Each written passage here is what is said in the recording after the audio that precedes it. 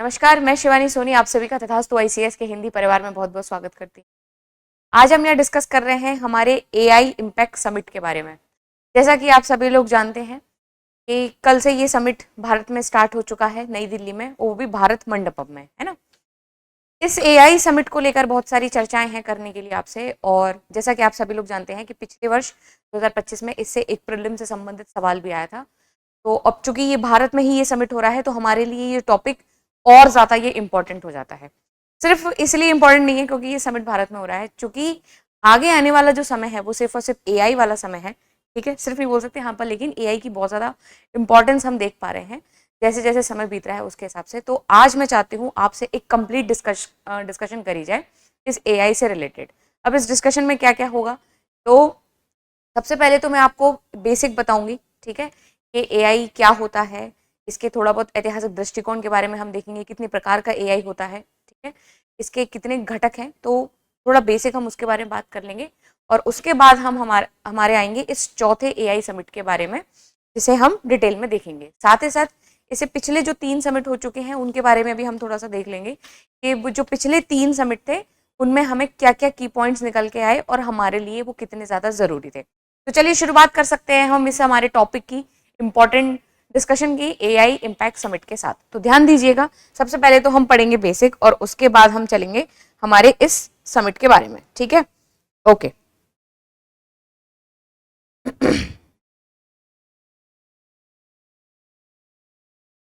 जब हम बात करते हैं एआई की, ठीक है, तो दो तीन बेसिक से संबंधित सवाल हमारे सामने आते हैं। पहले सवाल तो ये होता है कि जो एआई है या आर्टिफिशियल इंटेलिजेंस क्या होता है ना। दूसरा सवाल इसमें ये आता है, इसमें कितने घटक होते हैं, ठीक है।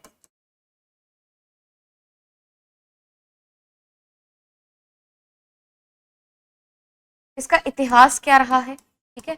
इतिहास का मतलब होता है, 2-3 चीजें देख लेते हैं। पहली चीज तो शब्द, ये जो एआई है वो किस, ठीक है, जो टेस्ट आदि होते हैं एआई संबंधित कब आए, ठीक है, किस समय में आए।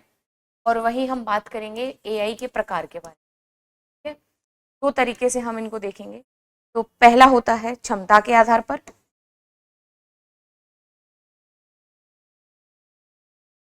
और दूसरा आ जाता है इसकी कार्यप्रणाली के आधार पर, ठीक है।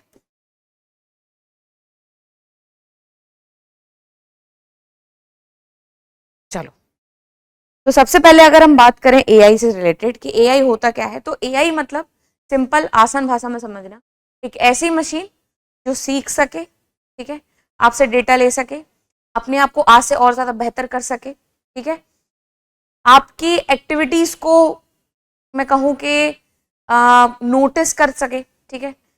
अगर हम, ये तो हो गया, चलो ठीक है, कुछ कुछ थोड़ी टफ लैंग्वेज में अगर हम इसकी बात करें, अगर आज की दुनिया में हमारे साथ रोजमर्रा की चीजों में चलते हुए, तो अगर बात करी जाए कि एआई का इंपॉर्टेंस क्या है या फिर हमें एआई देखने को कहाँ मिलता है, तो जो आप रोज भर यूज करते हैं अपना गूगल मैप, ठीक है, जब वो आपसे बोलता है कुछ, ठीक है, बदले में कुछ आपको बताता है, तो वो भी कहीं ना कहीं एआई का एक पार्ट है।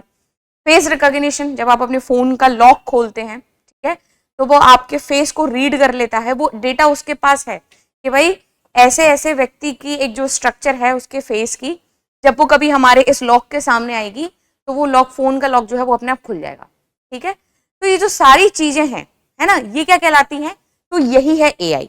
एआई का सिंपल और सीधा सा मतलब हम ये कहें 2-3 चीजों के बारे में कि एक ऐसी मशीन जो सोच सके, ठीक है,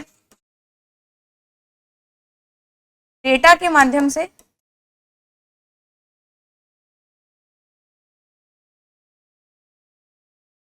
आज से अपने आप को, आज, आज से यानी कि आने वाले समय में अपने आप को क्या कर सके और बेहतर कर सके, ठीक है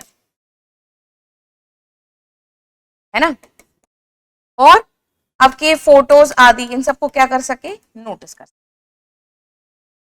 तो ये तो हो गया हमारे दैनिक जीवन में। अब समझ लो कि कोई एक ऐसा व्यक्ति गांव में बैठा है, वो हम उसको कहें आर्टिफिशियल इंटेलिजेंस, वो नहीं समझेगा, पर लेकिन हाँ, इन सारी गतिविधियों का वो जरूर प्रयोग कर रहा होगा, ये सब कुछ गतिविधियां उसके जीवन में चल रही होंगी, तो वो आराम से समझ सकता है कि भाई एआई क्या होता है।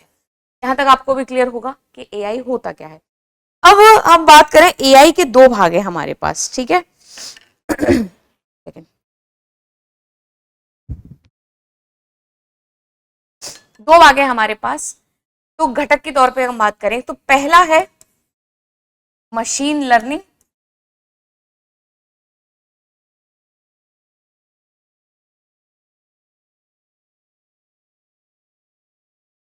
और दूसरा है न्यूरल नेटवर्क। ठीक है,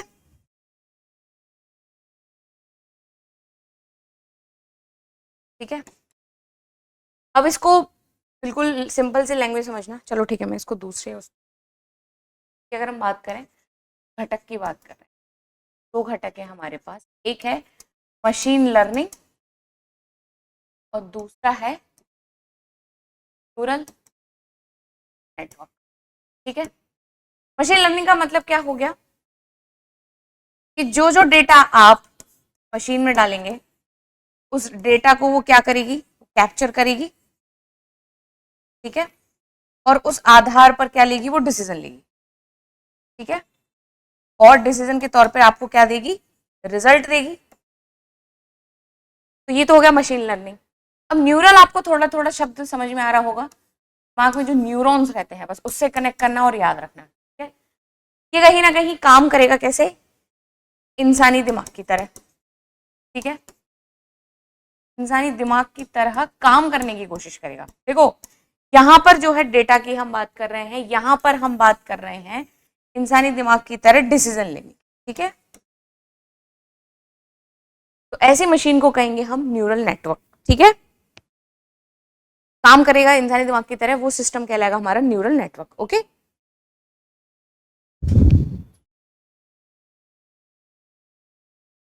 देखो चलो आगे बढ़ते हैं हम।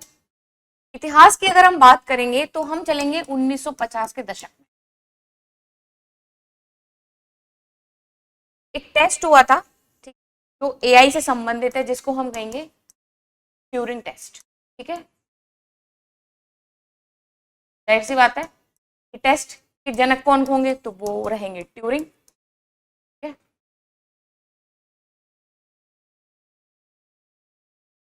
ओके, और वही अब कहेंगे हम कि एआई शब्द किसने दिया, ये शब्द के जनक कौन है, तो हम कहेंगे जॉन मैकॉर्थनी। ध्यान देना। ठीक है, ये हो गया, ये 1950s के आसपास स्टार्टिंग की बात है। ठीक है, जब से कहीं ना कहीं एआई धीरे धीरे धीरे धीरे करके आके 2010 तक आकर कहीं ना कहीं एआई से सभी लोग रूबरू ठीक हो चुके हैं। अभी अब और ज्यादा इसमें चीजें चल रही हैं, ठीक है, कि उसको और किस तरीके से बेहतर बनाया जा सकता है। राइट, क्लियर है यहाँ तक, बात सबको समझ में आ गई। ओके, अब हम दो चीजों के बारे में बात करेंगे। अब हम इसके प्रकार के तौर पे देख लेंगे। तो प्रकार का मतलब हमारे पास दो है, पहला है क्षमता के आधार पर और दूसरा है कार्य प्रणाली के आधार पर। क्षमता का मतलब क्या हो गया कि उसकी कैपेसिटी कितनी है। ठीक है, कि कोई एक मशीन है वो किस तरीके से काम कर रही है। ठीक है, वो तो कहीं ना कहीं उसकी कैपेसिटी हो गई, क्षमता हो गई। कार्य प्रणाली मतलब उसके काम करने का तरीका कैसा है, पुराने डेटा के आधार पर काम कर रही है, तुरंत ही डिसीजन लेकर कोई काम कर दे रही है, तो वो हो जाता है हमारा कार्य प्रणाली के आधार पर। ठीक है,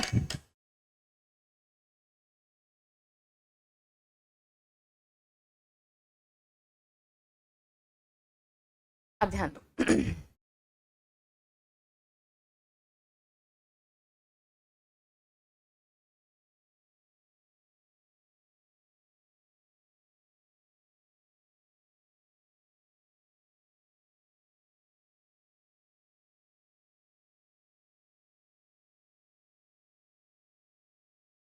ठीक है, क्षमता के आधार पर हो गया, और यही अब हम देखेंगे कार्य प्रणाली के आधार पर।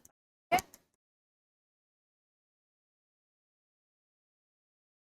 ओके, अब मेरी बात ध्यान से सुनना जरा, कि अगर मैं कहूं आपसे कि नैरो एआई यानी कि बहुत ज्यादा अगर विशिष्ट कोई काम करना है, ठीक है, कोई स्पेशल काम करना है, नैरो एआई यानी कि विशिष्ट काम, जैसे कि एग्जांपल के तौर पे अगर किसी को शतरंज खेलना है तो वहां पर इस नैरो एआई का काम कर सकते हैं। जनरल एआई यानी कि तो सामान्य तौर पर अगर हम जो डेटा दे रहे हैं उसके आधार पर डिसीजन ले रहा है। सुपर एआई, सुपर एआई मतलब ये समझ लो कि इंसानी दिमाग से भी जो ऊपर है, इंसानी दिमाग से भी जो अभी ऊपर है, ठीक है, पर लेकिन ये अभी जो है हमारे सपनों में ही है, धीरे धीरे कहीं ना कहीं हम यहाँ तक भी पहुंचेंगे। तो हो गया हमारा सुपर एआई, ठीक है, ये किस आधार पर है, तो ये हो गया हमारा क्षमता के आधार पर। अब हम बात करेंगे कार्य प्रणाली के आधार पर। तो कार्य प्रणाली के आधार पर 3-4 चीजें आ जाती हैं, ठीक है। जैसे कि अगर मैं बात करूं, चलो इसको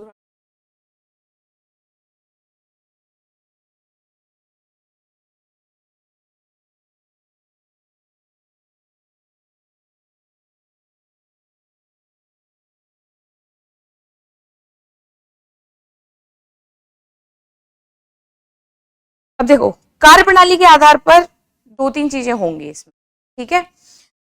जैसे कि जो भी कोई डेटा अगर मशीन को हम दे रहे हैं तो वो कितने लिमिटेड टाइम का है, बहुत पुराने समय का है, अभी दिया है, शॉर्ट मेमोरी के आधार पर काम करेगा। तो इस आधार पर जो मशीन काम करेगी उसको हम कार्य प्रणाली के आधार पर देखेंगे, ठीक है। क्लियर है, यहां तक सभी को समझ में आ गया। तो अगर मैं कहूं आपसे, जैसे कि पहला हमारे सामने हो जाएगा कि रिएक्टिव अगर और लिमिटेड की हम बात करें, ठीक है।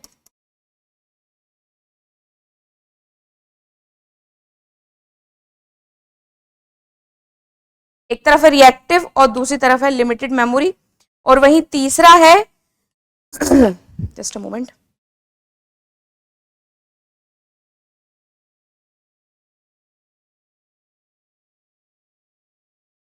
थ्योरी ऑफ माइंड और सेल्फ अवेयर।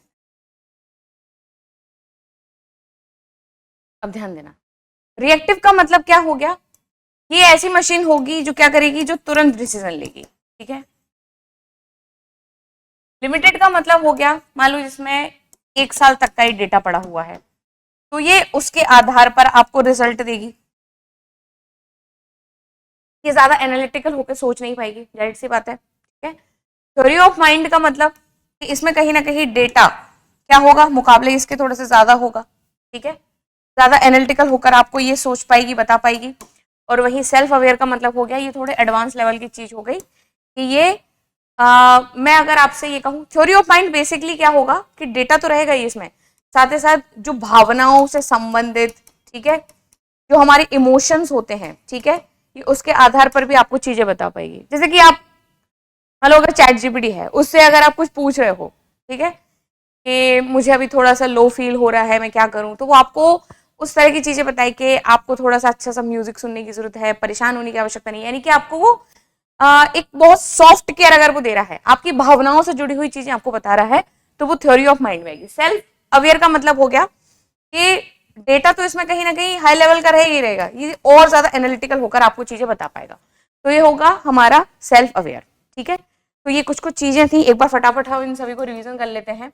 सबसे पहले हम बात करें एआई क्या है, तो ऐसी मशीन जो सोच सके, डेटा के माध्यम से आज से अपने आप को कल और ज्यादा बेहतर बना सके, ठीक है। और आम जिंदगी में देखा जाए तो जैसे आपका फोन है, फेस रिकॉग्निशन करके लॉक खोलता है, मैपिंग का यूज आप करते हो, तो ये सब कुछ एआई में आता है। इसके घटक कौन कौन से हैं, तो पहला हमने देखा मशीन लर्निंग और दूसरा है न्यूरल नेटवर्क, ठीक है, इन दोनों को हमने देखा, ओके। मशीन लर्निंग की हम बात करें तो ऐसी मशीन जो डेटा के माध्यम से अपने आप को और ज्यादा आगे अपने आप को बेहतर कर रही है, और न्यूरल का मतलब होता है जो इंसानी दिमाग से भी बेहतर तरीके से काम कर पाए, ठीक है। फिर उसके बाद हमने देखा कि इसके इतिहास के बारे में, तो शब्द पहली बार एआई किसने दिया, तो जॉन मैकर्थनी, और एआई से रिलेटेड एक टेस्ट है ट्यूरिंग टेस्ट, जिसको कहीं ना कहीं ट्यूरिंग ने ही लेकर आए थे 1950 के दशक में, ठीक है। अब हमने इसके प्रकार देखे, क्षमता के आधार पर और कार्यप्रणाली के आधार पर।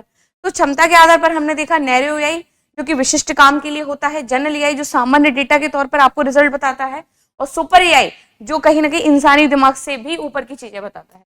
वही हमारे पास है कार्यप्रणाली के आधार पर, तो रिएक्टिव यानी कि तुरंत डेटा दिया आपने और उसके आधार पर आपको चीजें बताएगा। लिमिटेड यानी कि थोड़े समय का डेटा उसके पास होगा, उसके आधार पर आपको डिसीजन देगा। थ्योरी ऑफ माइंड जो इमोशंस को भी साथ में इंक्लूड करेगा, और सेल्फ अवेयर यानी कि थोड़ा सा हाईली डेटा को एनालाइज करके आपको बताएगा, ठीक है। तो ये तो हो गया एआई से रिलेटेड कुछ बेसिक। अब हम सीधा मूव करते हैं हमारे इस एआई समिट पर, यानी कि आज के समय में चलने वाले इस एआई समिट को लेकर, ठीक है। अब इसमें जो भी कुछ हमारे इंपॉर्टेंट चीजें होंगी काम की, उसे हम एक एक करके पढ़ते चलेंगे, ठीक है। अब ध्यान देना सभी लोग। सबसे पहले हम बात करें मिनिस्ट्री, ठीक है, तो वो कौन सी आएगी, मिनिस्ट्री ऑफ इलेक्ट्रॉनिक्स, यानी कि इलेक्ट्रॉनिक्स एंड सूचना प्रौद्योगिकी मंत्रालय, ठीक है। एआई इम्पैक्ट समिट आधिकारिक लोगों और प्रमुख पहलों यानी कि फ्लैगशिप के अनावरण किया गया है। ये योजना ऐतिहासिक है क्योंकि ये लिख लेना सभी लोग कि पहली बार ऐसा होने जा रहा है कि किसी ग्लोबल साउथ में ये समिट है, ध्यान देना, और चौथा ऐसा समिट है ये, ठीक है। इससे पहले 3 जो है आयोजित हो चुके हैं, ओके। अब प्रमुख पहले हैं इनकी हम बात करते हैं, जैसे कि एआई पिच फेस टेस्ट, यानी कि हम बात करें उड़ान की, जो कहां होगा, टीयर 2 और टीयर 3 शहरों में एआई स्टार्टअप्स को प्रदर्शित करने के लिए। ये क्यों होते हैं ये, तो ये कहीं ना कहीं लोगों को इन शहरों में टीयर 2 और 3 में हम यहाँ पर लोगों को अवेयर कर पाए एआई से रिलेटेड, ठीक है। ग्लोबल इनोवेशन चैलेंजेस, यानी कि सार्वजनिक समस्याओं के समाधान हेतु एआई आधारित नवाचार को हम और ज्यादा बढ़ावा दें। जैसे कि मैंने अभी आपको बताया ना कि सार्वजनिक समस्या यानी कि जो लोकल लोग हैं उनकी प्रॉब्लम्स के लिए एआई आपके लिए कैसे इंपॉर्टेंट हो सकता है। जैसे कि मैं अगर आपसे कहूं कि बड़े स्तर पे हमारे यहाँ किसान हैं, किसानों को अभी कहीं ना कहीं जलवायु में जो परिवर्तन हो रहा है उसे बहुत सारी समस्याएं देखने को मिल रही हैं, तो इन समस्याओं को सॉल्व करने के लिए एआई बहुत ज्यादा इंपॉर्टेंट रोल निभा सकता है। तीसरी चीज है एआई एक्सपो, यानी कि एआई तकनीकों और समाधानों का प्रदर्शन मंच। तो ये 3 प्रमुख पहल हैं, इनको ध्यान रखेंगे सभी लोग, AI Fitch fest, global innovation challenge और एआई एक्सपो। अब आधिकारिक लोगो कौन सा है, तो ये लोगो देख लो आप एक बार, ये आपको अशोक चक्र दिखाई दे रहा है, ठीक है, और साथ ही साथ ये कुछ इस तरीके का ये यहाँ पर लोगो है, ठीक है, ऑफिशियल लोगो जिसकी हम बात कर रहे हैं। थोड़ा सा देख लेते हैं इसमें क्या है। अशोक चक्र को दर्शाया गया है जो नैतिक शासन और संवैधानिक मूल्यों का प्रतीक है, जाहिर सी बात है। इसके साथ न्यूरल नेटवर्क की किरणें, अब अभी जो मैंने आपको 2 तरह का बताया था, मशीन लर्निंग, ठीक है, और न्यूरल नेटवर्क, तो जो इधर उधर घूम रही है लाइंस, ठीक है, ये आपकी न्यूरल नेटवर्क को दिखा रहा है, ठीक है। तो ध्यान देना इस चीज को कि न्यूरल नेटवर्क की किरणों को दिखाया गया है जो विभिन्न भाषाओं, उद्योग और क्षेत्रों में एआई को परिवर्तनकारी प्रभावों को दर्शाती है। बहुत सारे लोगों को आपस में कनेक्ट करने की कोशिश करेगी, चाहे गांव में बैठा कोई एक व्यक्ति हो, चाहे बहुत बड़ा उद्योगपति हो, सबको कहीं ना कहीं एआई से जूझना ही पड़ेगा। इसलिए सबसे ज्यादा बेहतर है समय रहते हम कहीं ना कहीं एआई को धीरे धीरे अपने जीवन में उतारना शुरू करें, पर लेकिन एक सही क्वालिटीज के साथ, और कैसे एआई का सही तरीके से प्रयोग होता है उसके साथ, दुरुपयोग नहीं, उसके सदुपयोग के साथ, है ना। चलो आगे बढ़ते हैं, हम समिट देखते हैं इसका क्या चल रहा है इसमें। ओके, प्रधानमंत्री नरेंद्र मोदी जी द्वारा घोषित एआई इम्पैक्ट समिट, ओके, का आयोजन 16 से कहीं ना कहीं 20 फरवरी यानी कि अभी चल रहा है, ठीक है। पहला वैश्विक एआई शिखर सम्मेलन जिसकी मेजबानी कोई ग्लोबल साउथ कंट्री कर रही है, ये मैं आपको बता चुकी हूँ। पहले आयोजित वैश्विक बैठकों में यूके एआई सेफ्टी समिट, ध्यान देना, एआई सियोल समिट और फ्रांस, ठीक है, ये हम देख चुके हैं 2023, 2024 और 2025, और इसकी सह अध्यक्षता हम सब जानते हैं किसने करी थी, तो इसकी सह अध्यक्षता करी थी भारत ने, फ्रांस में, ठीक है। और global AI summit on Africa पर आधारित है। इसका उद्देश्य है केवल चर्चा तक सीमित नहीं रहना, बल्कि व्यवहारिक परिणाम, मजबूत सहयोग और वैश्विक एआई शासन में वास्तविक प्रगति पर ध्यान देना है। अब कोई भी समिट होगा तो वो सिर्फ ये तो कहेगा नहीं कि एक काम करते हैं सिर्फ डिस्कशन कर लेते हैं और बातों को खत्म कर देते हैं, नहीं। अगर कोई भी अगर समिट हो रहा है तो उसका मूल आधार यही होता है, डिस्कशन के साथ साथ उस डिस्कशन को हम जन जन तक पहुंचाएं, ठीक है, उसका बेसिक मतलब हम सभी लोगों तक पहुंचा पाए, राइट। अब इस समिट की योजना यह सुनिश्चित करने के लिए है कि एआई समावेशी विकास, सामाजिक उन्नति और जन केंद्रित नवाचार का क्या कर रही है, समर्थन करे, साथ ही साथ पर्यावरण की रक्षा भी करे। और इसका प्रमुख उद्देश्य है कि विकासशील देशों की आवाज को मजबूत करना, ताकि एआई के विश्व भर में हम इसको साझा कर सके। भाई समावेशी विकास मतलब कि किसी एक वर्ग तक एआई न रह जाए, बड़े उद्योगपति तक न रह जाइए, ठीक है, ये छात्रों तक भी पहुंचे, ये किसानों तक भी पहुंचे, ये महिलाओं तक भी पहुंचे, ठीक है। ये शिखर सम्मेलन रोजगार में कमी, एआई प्रणालियों के पक्षपात यानी कि बायसनेस और बढ़ती ऊर्जा खपत जैसी चुनौतियों को भी स्वीकार करता है। इसलिए ये समिट जो है एआई के अवसरों और जोखिम दोनों को संतुलित और प्रभावी तरीके से प्रबंधन करने के लिए ठोस कदम उठाते हैं। ये जो एक लहर दौड़ी है ना कि जब एआई आएगा लोगों की नौकरी खा जाएगा, बस इसी कमी को दूर करने के लिए इतना कुछ किया जा रहा है, ठीक है। कि ये समिट इसलिए आयोजित हो रहा है कि लोगों को हम अवेयर करें कि भाई देखो अगर कल को इस तरह की चुनौती आती है तो समय रहते हम अपने आप को थोड़ा सा सुधार लें और बदलते समय के साथ हम धीरे धीरे अपने अंदर स्किल्स को हम क्या करें, ग्रोथ करें। ठीक है, ओके। अब ध्यान देना, ये दो चीजें हैं। पहली चीज आपके सामने है 3 सूत्र इस एआई को लेकर। तो पहली चीज है हमारे सामने कि लोग यानी कि पीपल, यानी कि क्या बता रहा है कि मानव कल्याण पर केंद्रित है। मानव कल्याण, ध्यान देना, हर टेक्नोलॉजी अपने आप में बहुत कुछ सकारात्मक लेकर आती है पर कुछ ना कुछ नकारात्मक भी लेकर आती है। तो ये हमारे ऊपर निर्भर करता है कि हम सकारात्मक पर ज्यादा ध्यान दे रहे हैं या फिर हम उसका दुरुपयोग कर रहे हैं। अभी तक तो एआई के बारे में हम बहुत कुछ देख रहे हैं, इंडिया में खबर आ रही है कि नकारात्मक संबंधित चीजें हमारे सामने ज्यादा आ रही है, चाहे वो नकली फोटो बनाना हो या कुछ भी बनाना हो। तो इस तरह की गतिविधि हम रोज अखबारों में देखते हैं। पर लेकिन हमें सिर्फ यहां तक सीमित नहीं रहना, हमें थोड़ा नेक्स्ट लेवल जाके देखना है। ठीक है, हमें इसके मानव कल्याण से संबंधित चीजों के बारे में ज्यादा फोकस करना है कि एआई लोगों को किस तरीके से मदद कर सकता है। अगर जलवायु में परिवर्तन हो रहा है तो हम एआई के माध्यम से अपने आप को और ज्यादा सतर्क कर पाए। अगर बारिश ज्यादा होने वाली है या इस बार मौसम में परिवर्तन होने वाला है तो किसानों को हम किस तरीके से सतर्क करें।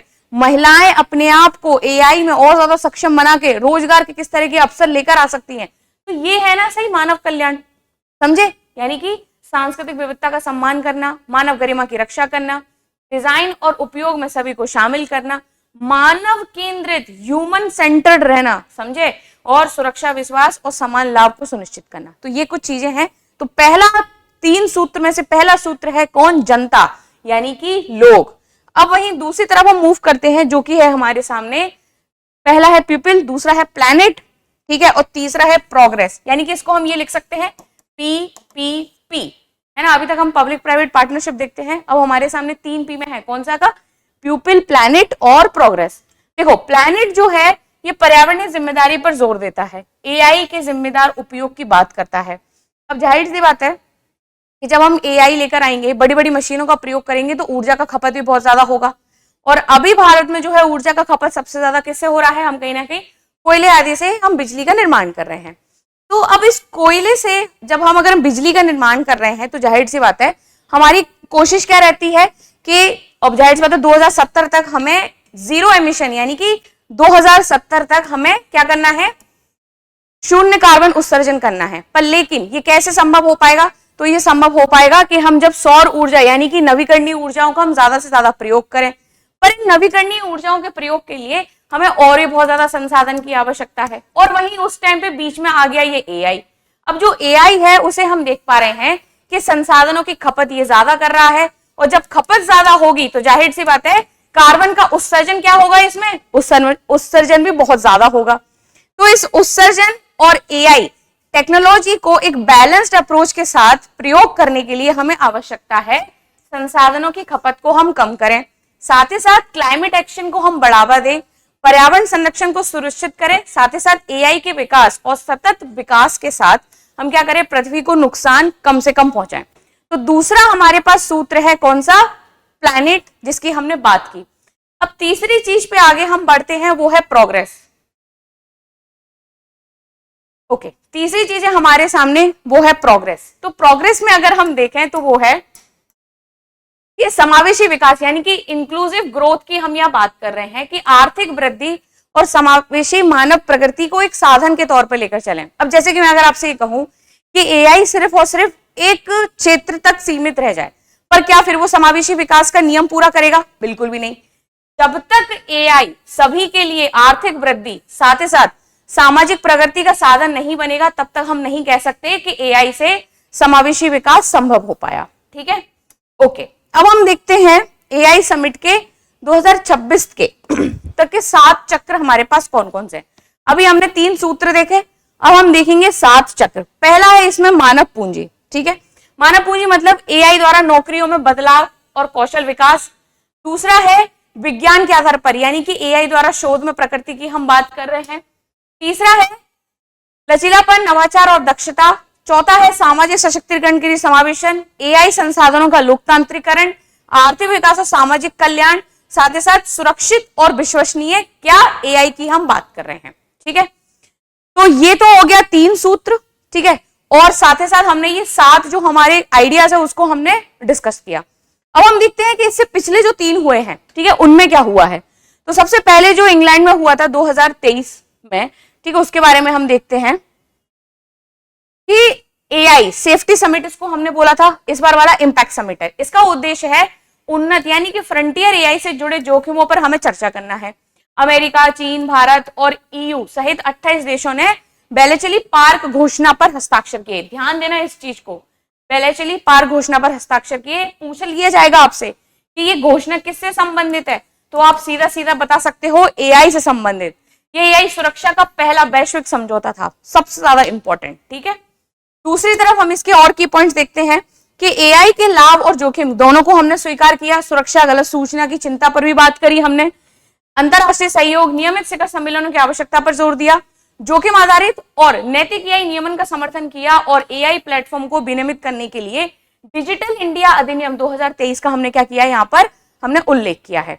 यहां तक क्लियर होगा सभी लोगों को। तो इस तरीके से पहला जो हमारा एआई समिट था वो डन हो चुका था। अब उसके बाद हम मूव करते हैं दूसरे समिट पर जो 2024 में हुआ था। कहां पे? सियोल यानी कि दक्षिण कोरिया में। अब ध्यान दो जरा, ये वाला जो समिट था ये नवाचार, समावेशन, जिम्मेदारी, एआई विकास पर इसने चर्चा किया। ये केवल सुरक्षा से आगे बढ़कर व्यापक शासन यानी कि एआई गवर्नेंस को इसने ज्यादा जोर दिया, ठीक है। फिर हम आते हैं हमारे पेरिस यानी कि पिछले साल वाले पे। तो ये पेरिस 2025 में इसको आयोजित किया गया था, ठीक है। एआई उपयोग पर जोर दिया इसने। साझा वैश्विक मानकों यानी कि ग्लोबल स्टैंडर्ड्स के निर्माण पर इसने बल दिया। एआई के लाभ सभी देशों के लिए समान रूप से वितरित थे। और वहीं द्वितीय भारत फ्रांस एआई नीति गोलमेज सम्मेलन भी आयोजित किया गया, ठीक है। तो ये था पहला, दूसरा और तीसरा। चौथा जो है अभी हमारे भारत में चल ही रहा है, ठीक है। इसका महत्व क्या है एआई का, ठीक है। तो एआई के जो है अपने आप में बहुत सारे इंपॉर्टेंस है। क्यों जरूरत है हमें एआई की? तो शिक्षा में एआई की जरूरत है, ठीक है, कि व्यक्तिगत सीखने के अनुभव और शैक्षणिक संस्थाओं को आगे बढ़ाने के लिए एआई जरूरी है। कृषि और ग्रामीण अर्थव्यवस्था में हमें एआई की आवश्यकता है। स्वास्थ्य के क्षेत्र में निदान के लिए, उपचार के लिए हमें एआई बहुत ज्यादा जरूरी है। वित्त के क्षेत्र में हमें एआई आवश्यकता है, ठीक है, जोखिम प्रबंधन आदि सब करने के लिए। शासन में एआई, सही तरीके से डेटा लेने के लिए, ठीक है, सुचारू रूप से उसको सुव्यवस्थित तरीके से रखने के लिए हमें शासन में एआई चाहिए। और वहीं सरकारी पहल की बात करें तो एआई विकास और क्रियान्वयन में बढ़ावा देने के लिए हमें एआई की आवश्यकता है, ठीक है। तो इस तरीके से ये जो एआई के महत्व है, क्यों जरूरी है आज के समय में हमारे लिए एआई, ठीक है। ये पीवाईक्यू लगाओ जरा फटाफट सभी लोग। यूपीएससी 2025 में ये सवाल आया था, क्या कह रहा है आपको?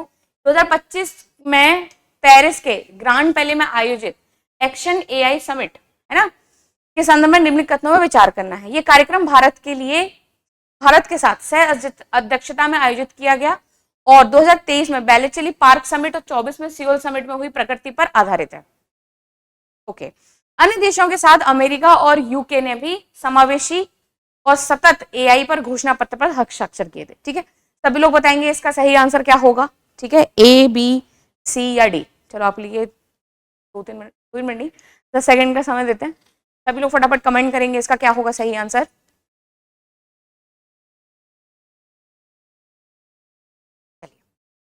क्लियर है सभी लोगों को? मैं उम्मीद कर रही हूँ सभी लोग सही उत्तर देंगे। ओके, तो ये थी हमारी एआई से संबंधित कुछ महत्वपूर्ण चर्चा। मैं उम्मीद कर रही हूँ इस कंप्लीट डिस्कशन के बाद आपको एआई से रिलेटेड सारी जानकारी मिल चुकी होगी।